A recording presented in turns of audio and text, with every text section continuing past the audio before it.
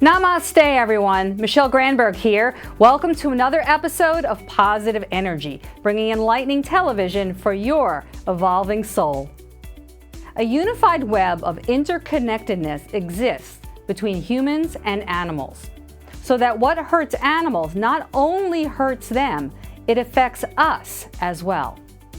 My guest, Dr. Will Tuttle, author of The World Peace Diet, asserts that liberating animals from exploitation directly aids in liberating humanity from the underlying causes of violence and oppression.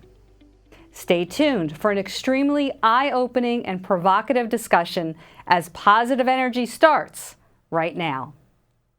So I am pleased to welcome to Positive Energy Dr. Will Tuttle. Will, thank you so much for making time. I know that you have a very busy schedule. Thank you for being with us today. I really appreciate it. It's great to be here, Michelle. Thank you very much. Thanks, everyone, for watching. I'm so looking forward to this conversation. And a little bit of your background is I know you're a former Zen monk, and you are certainly a best-selling author of The World Peace Diet and other books. You have a PhD, you're a musician, and a 40-year vegan. So I know that your very diverse background feeds into, no pun intended, feeds into your work. And I want to talk about your work because it's about food, but it's about so much more than that. It's really about our relationship with ourselves, our world, and our true spiritual nature. So there's so much richness in your message, but when you sort of boil it down for people, what do you say is your main message? Well, the main message, Michelle, is that all of us have been born into a culture that's organized at its living core around imprisoning and killing animals for food by the millions every day, and that this is relatively invisible to us. The narrative that supports it is injected into all of us from infancy without our permission by well-meaning people. I don't really blame anyone. I think this is something, I talk about this in the World Peace Diet, that's been with us for about 10,000 years. Herding animals, this idea of owning animals as property for food, herding it, was introduced about 10,000 years ago. As far as we can tell, it first started happening in what is today Iraq, in the Eastern Mediterranean region, and gradually has been spreading. And so today we're born into that, and it's not in our best interest on every level. This is what we have to really understand. It's not a choice that we make. No one who's eating animal foods chooses. We're all doing it because we're following orders. And so this is very empowering. I think it's very uplifting and inspiring to realize that each one of us can make a positive difference in the world by questioning this narrative that is in place because of herding animals. And that when we do that, we begin to create a positive change, not only in our own lives, our own physical health, our psychological health, our spiritual health, but also we contribute to the healthier world, a healthier environment, a healthier society. Animal agriculture is really devastating to every dimension of our health. And the opposite of that, which is, I would say, a whole food, plant-based way of eating and living, takes a fraction of the resources of the land and water and petroleum. It allows everyone to be fed, and it's a foundation for radiant health and energy physically.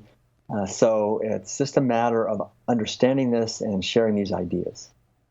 So if you could really sort of, people are always asking, well, how do things impact me? That's where things are most powerful. If you can drive home the message even a little more specifically, because people are not connecting the dots to this eating of food, which seems so mundane and so innocent and so, benign to people that we do it every day. What is the damage? How does it tie into our psychological and spiritual health on a day-to-day basis? Right.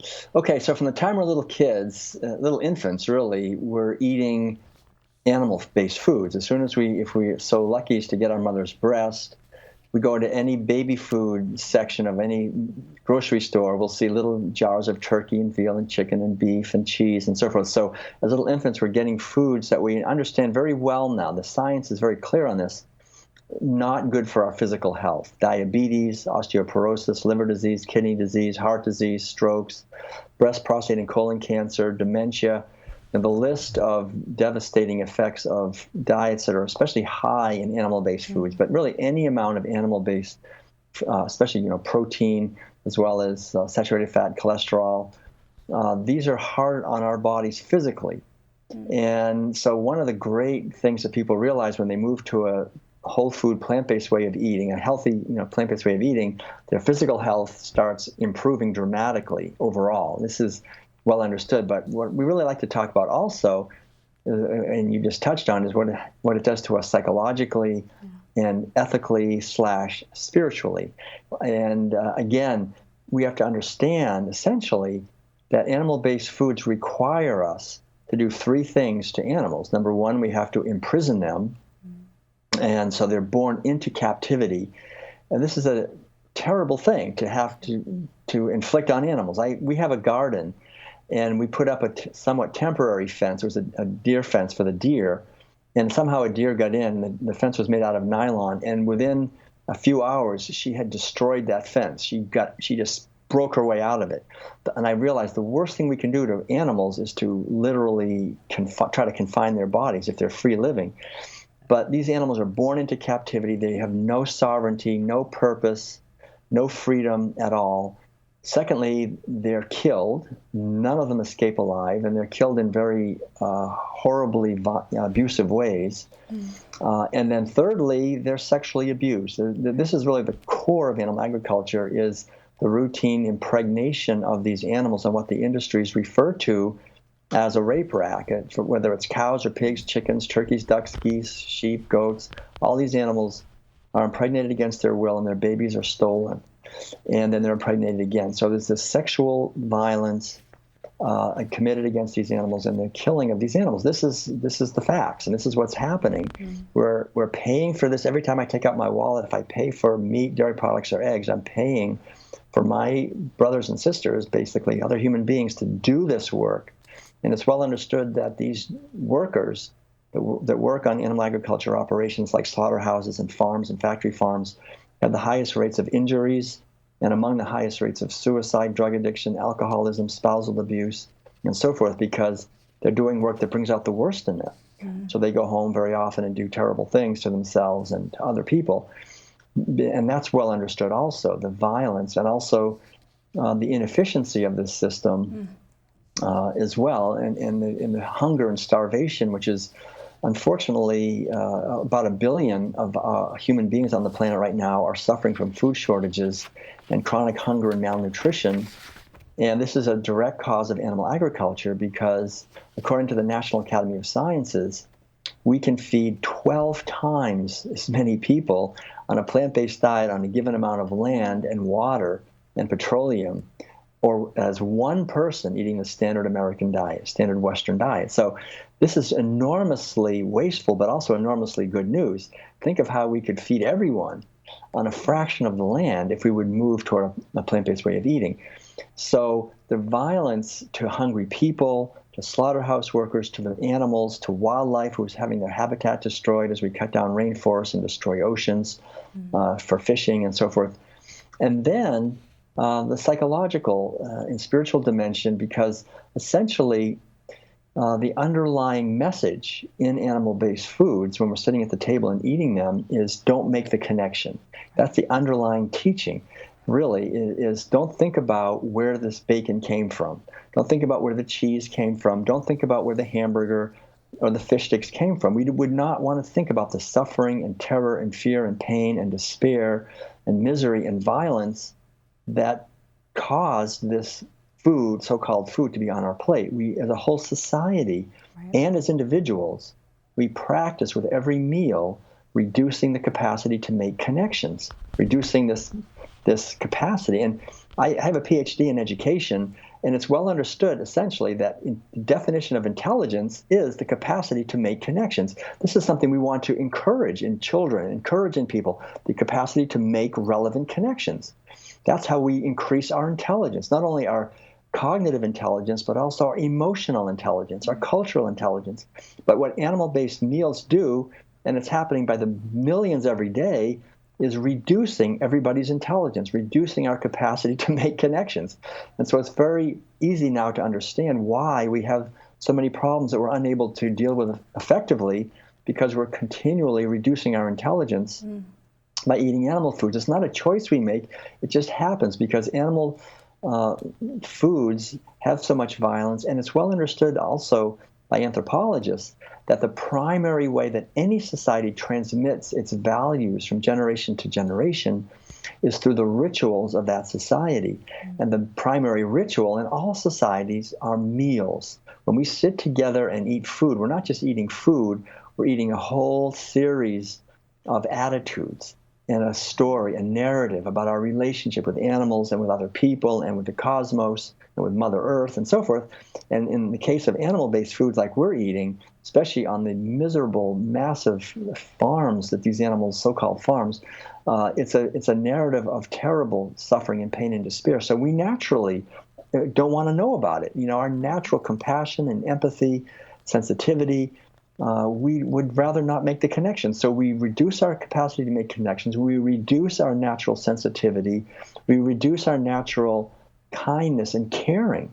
And caring is the most important thing for creating a healthy family, creating healthy relationships, creating healthy society. You want to cultivate caring. This is what I refer to in the World Peace Diet as the sacred feminine dimension of consciousness. It's the capacity to care, which mothers naturally have, and we all have, men also, but this beautiful caring capacity in animal agriculture is reduced, and it's stifled and it's suppressed because we have to not care about cows and pigs and chickens.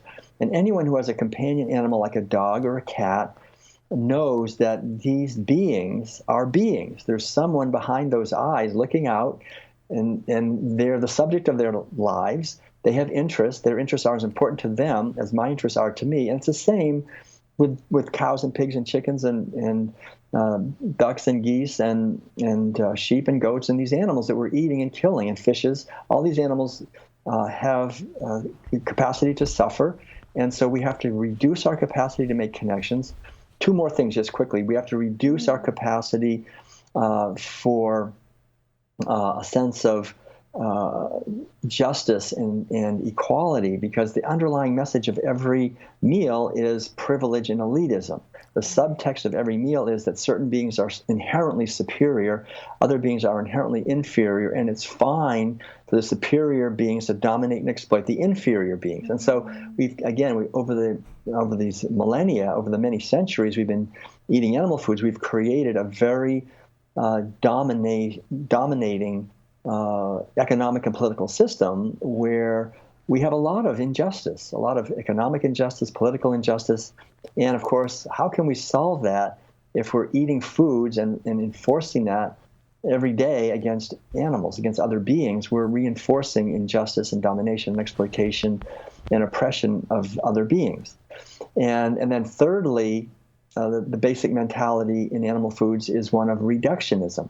We learn to just see an object instead of seeing a being. So it's this reductionism and materialism, reducing everything to matter.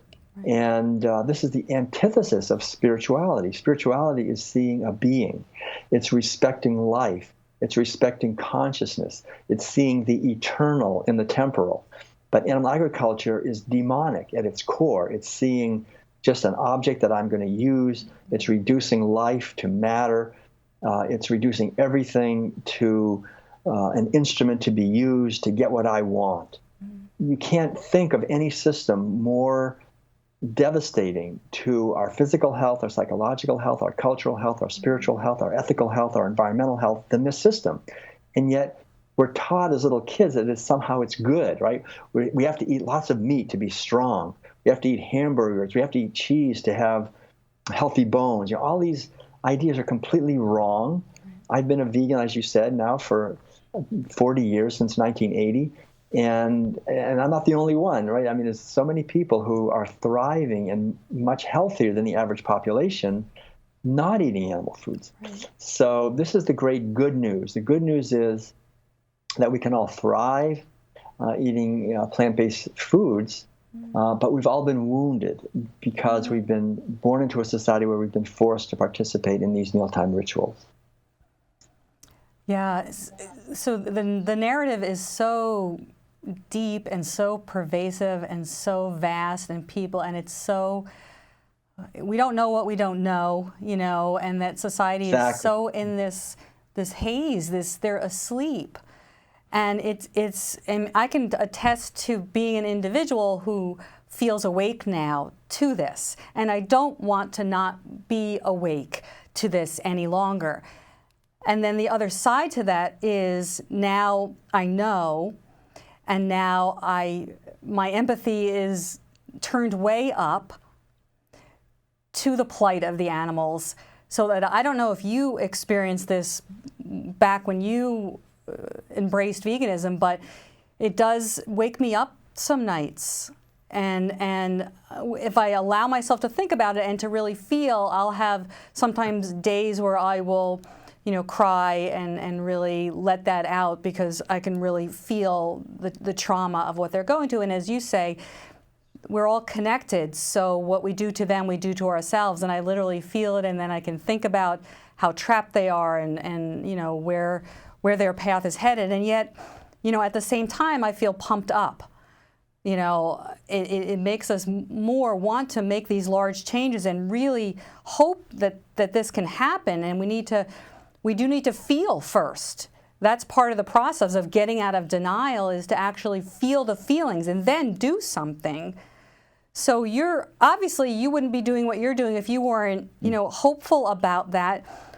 When you say it's going to take a revolution, it's going to take a real renaissance, a real shift in consciousness on a huge level, do you see it happening?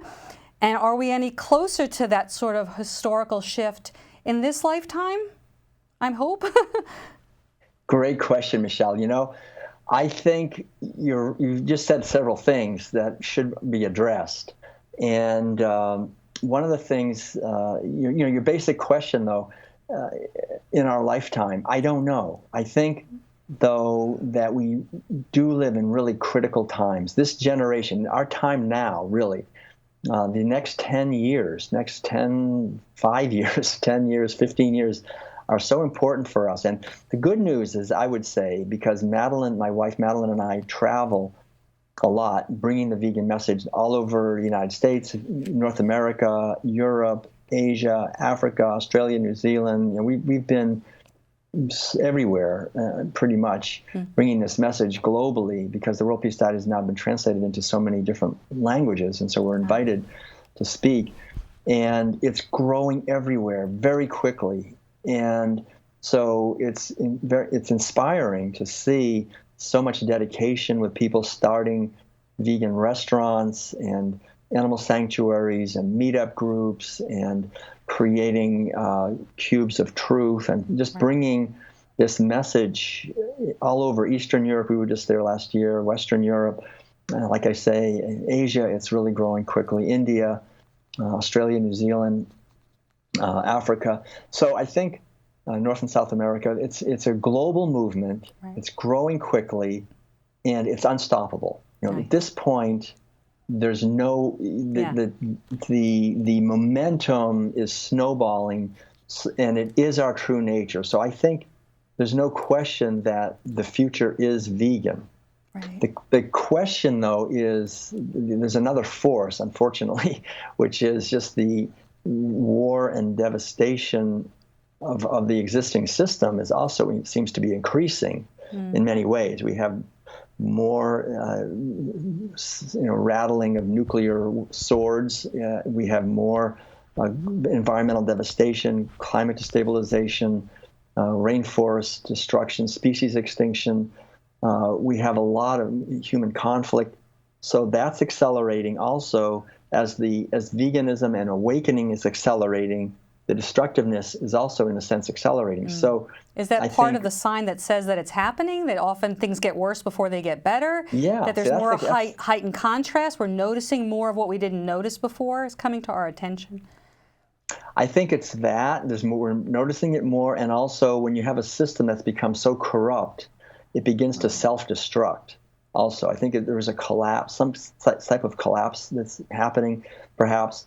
And so I think the beautiful thing is that what we can do, really, I think, when we understand these ideas, is not so much that we need to fight against a system that's dysfunctional and obsolete and destructive and incredibly inefficient and disease-oriented, but to really build, like we're doing right now, talk about the wonderful possibilities that we have and build a more enlightened society, or build a system that makes the existing system obsolete. And that's the beautiful thing about what we're talking about, like the word veganism, which is really, I think, a word that comes from the idea of ahimsa. Ahimsa is an old Sanskrit word that's the core of every world religion, I think. It means non-violence or non-harmfulness. The idea is that we'll only be happy and fulfilled and in harmony and at peace when we're nonviolent. As soon as we start harming others for our own benefit, we end up harming ourselves also. And this wisdom is at the core, I think, of all the great spiritual and wisdom traditions. And the word veganism is, in a sense, a way of saying that, just to be kind to animals, to be kind not just to non-human animals, but to human animals, to each other. And the beautiful thing about this is that we're not just critiquing a system that is devastating and toxic and destructive. We also have an alternative that we're offering that is delicious and nutritious and is available, and anyone can make a shift into that direction. And we can encourage others to make a shift by our example and be part of the healing. It's really two things. One is healing, the other is awakening. Out of the awakening comes healing, out of the healing comes more awakening. So it's just waking up, becoming more conscious, becoming more aware, becoming more mindful, and then becoming more whole, more complete. Healing the wounds that we've all endured, whether we're vegans or wherever we are on the journey, to heal our bodies, heal our minds, help heal our society. So there's no place in my mind to get angry and to attack anybody.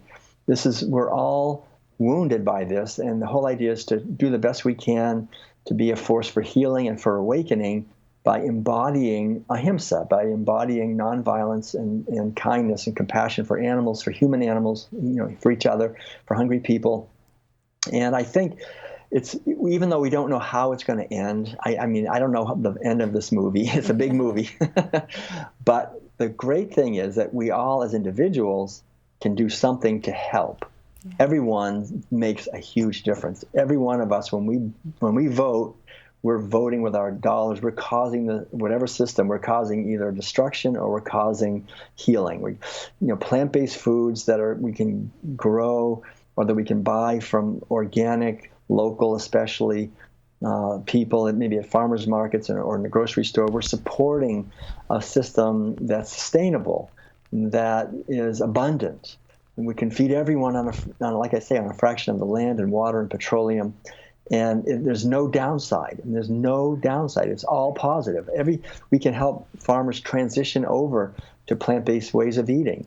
The only downside really is that the weapons industry is going to, start to not be needed anymore. The pharmaceutical industry is maybe not going to be needed so much anymore. But these systems that are based on domination and violence and disease and death and destruction, the toxic chemical companies, maybe, the pesticide, the GMOs, all that stuff, is really not needed.